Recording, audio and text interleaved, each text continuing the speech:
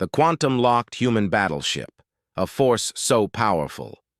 They submitted Admiral Zethkar's 6 eyes widened in disbelief as the sensor readings cascaded across his command screens. The hegemony's most advanced detection arrays were struggling to make sense of what lay before them in the void of space.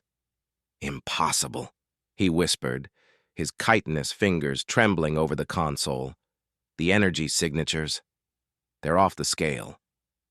The massive vessel that had just dropped out of hyperspace defied everything the galactic hegemony understood about physics and engineering.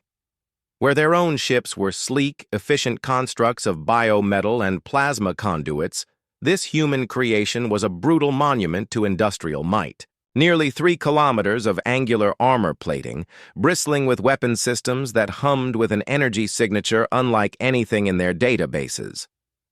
"Sir," his tactical officer, a nervous Velthari, reported with clicking mandibles, "Our scans indicate the ship's hull is constructed from some form of quantum-locked metallic composite. The molecular structure it's as if reality itself has been convinced that this metal cannot be destroyed."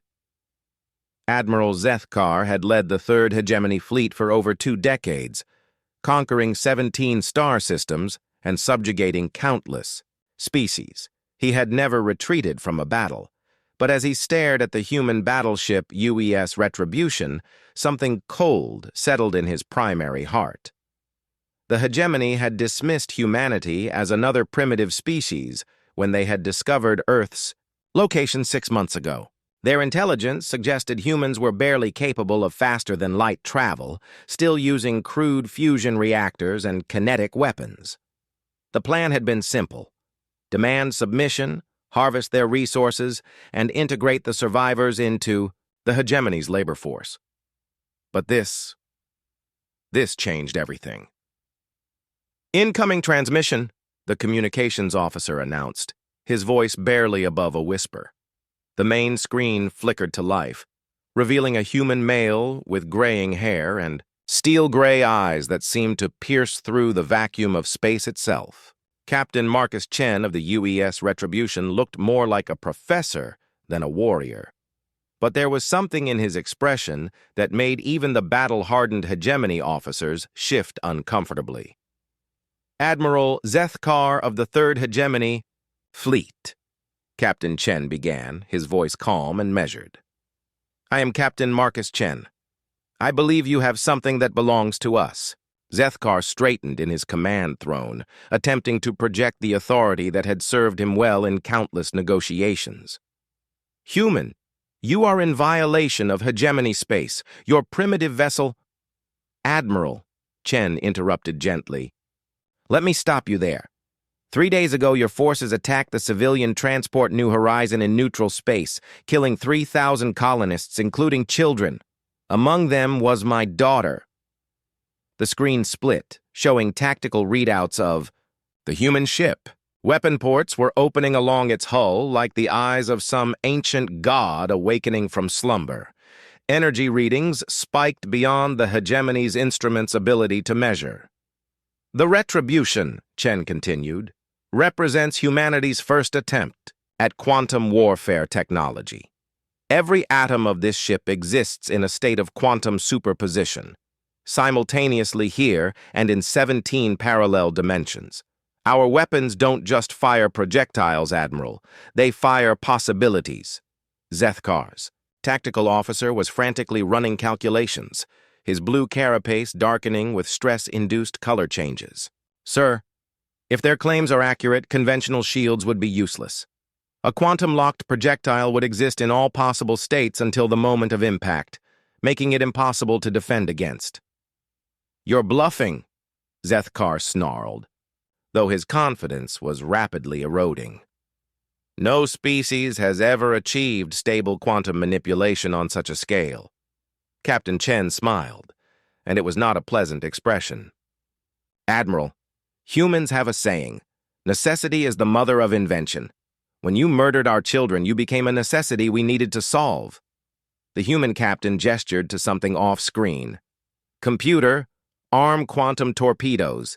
Target the flagship's engine arrays."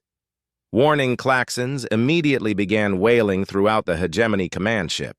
Every sensor was detecting weapon lock signatures, but the readings made no sense. It was as if they were being targeted by weapons that existed in multiple universes simultaneously.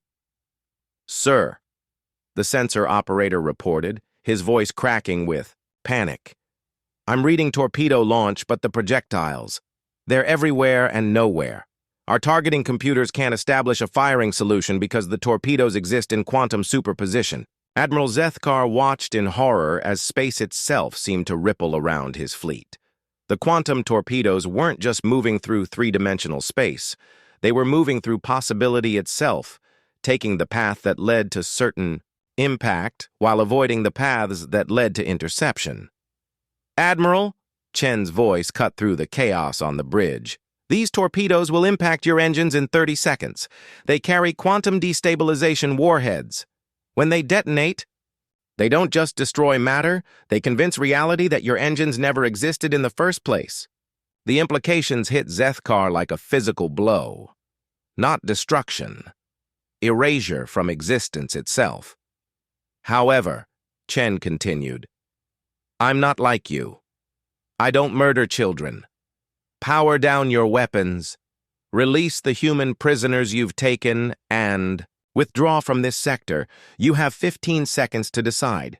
Zethkar looked around his bridge at his officers' terrified faces, then at the tactical display showing his entire fleet helpless against weapons that operated outside the normal laws of physics.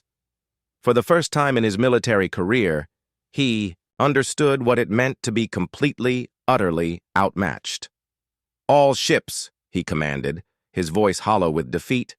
"Power down weapons. Release all human prisoners to the shuttle bays immediately." The quantum torpedoes vanished from sensors as suddenly as they had appeared, leaving only the ominous presence of the human battleship. "Wise choice, Admiral," Chen said. "You have 1 hour to clear this sector. And, Admiral, send a message to your Hegemony Council. Humanity is no longer interested in joining your little empire. From now on, you stay in your space, and we'll stay in ours. Any violation of that arrangement will bring more ships like the Retribution." As the human battleship prepared to jump back to hyperspace, its quantum drives creating reality distortions that made nearby stars flicker, Admiral Zethkar realized that the galaxy had just gained a new apex predator. Humanity hadn't just achieved faster-than-light travel or energy weapons, they had weaponized the fundamental laws of reality itself. The age of human submission was over. The age of everyone else's had just begun.